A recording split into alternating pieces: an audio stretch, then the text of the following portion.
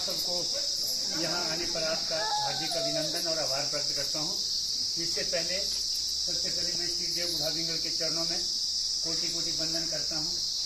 और आपको बधाई देता हूँ, ढेर सारी शुभकामनाएं देता हूँ कि आपका यहाँ आज इस देव परिसर में एक भजन का कार्यक्रम है और इसके साथ आज हमारे बीच में आए हैं सेवा भारती का नाम आप सब लोगों ने सुना है। सेवा भारती से जो हमारे मंडी जिला के जिनके पास वैसे तो प्रांत में इनका कार्यभार है, राजकमल जी हमारे बीच में हैं। तो इन्होंने भी चाहा और हमने भी चाहा कि एक सेवा कार्य में लगे हुए हैं, तो आज हम आप लोगों के बीच में अपने विचार साझा करेंगे। तो इनका जो आज का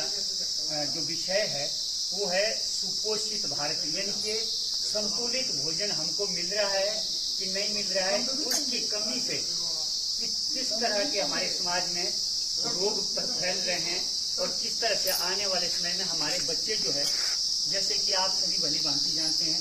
जब एक महिला गर्भवती होती है तो लगभग 270 दिन का उसका कार्यकाल होता है। उस वक्त उस माता को संतुलित आहार में क्या खाना है, फिर उसके बाद उसका बच्चा हो जाता है तो 365 दिन पूरे साल भर उस अपने बच्चे को वो क्या खिलाएगी और दूसरे साल फिर उसको 365 दिन, यानी कि लगभग 1000 दिन की पूरी रूपरेखा आप लोग तैयार करती हैं। और आप जितनी भी हमारी बहनें माताएं यहाँ इस विचार को, इस संदेश को यहाँ से लेके जाएगी तो आप पूरे समाज में इस संदेश को बांटेंगी। और ये एक बहुत ही सुंदर एक इनका प्रयास है सेवा भारती का कि हम अपने समाज को सुपोषित कैसे पोषण के बारे में एक जानकारी भी दें, क्योंकि हमारा समाज एक ऐसे लोगों का एक समूह है जिसमें कि हमारे ग्रामीण समाज में महिलाएं बहुत अच्छी जानकारी रखती है, जागरूक होती हैं माताएं, जिनको अपने घर में जितनी भी चीज़ें हम पैदा करती हैं, घी दूध से लेकर अनाज से लेकर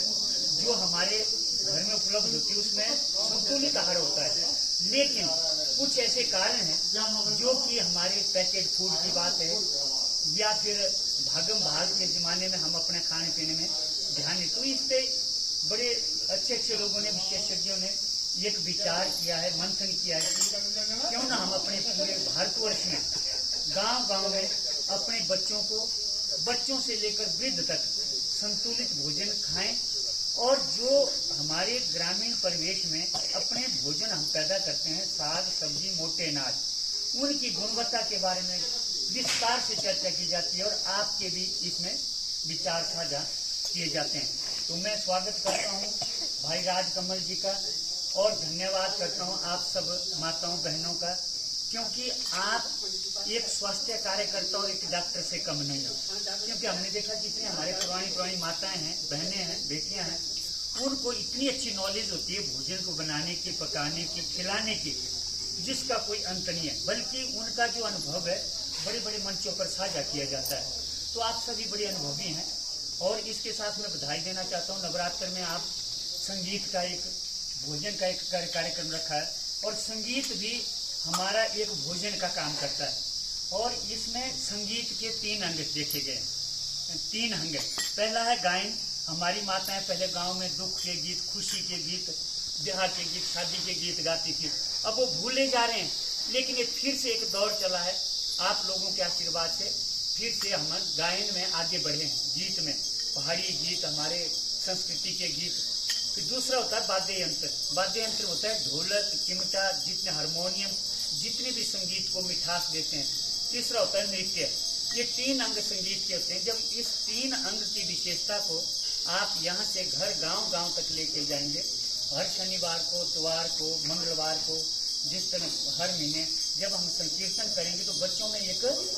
जागृति होगी और बच्चे भी इस संगीत की तरफ बढ़ेंगे। हमारे घर में वाद्य यंत्र भी होंगे, हारमोनियम भी होगा, चिमटा भी होगा, ढोलक भी होगी,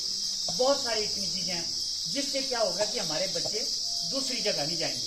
मोबाइल में नहीं जाएंगे, गलत आदतों में नहीं जाएंगे, शराब में नहीं जाएंगे, नशे में नहीं जाएंगे। तो इसी तरह से ये जो आपने नवरात्रों में एक पहल की है, एक हमारे सनातन धर्म में परंपरा, इस परंपरा को भी बनाए रखेंगे और आगे भी हम अपने बच्चों को प्रेरणा देंगे एक उनको कि बेटे जो संगीत में, ढोलक वादन में, हारमोनियम वादन में, विभिन्न कलाओं में आगे बढ़ेगा तो उसके स्वास्थ्य में 4 चांद लगेंगे। तो मैं चाहता हूं कि मेरे बीच में हमारे मेहमान आए हैं, ये अपना थोड़ा सा विचार रखेंगे। सुपोषित भारत मिस्टर राजकुमार।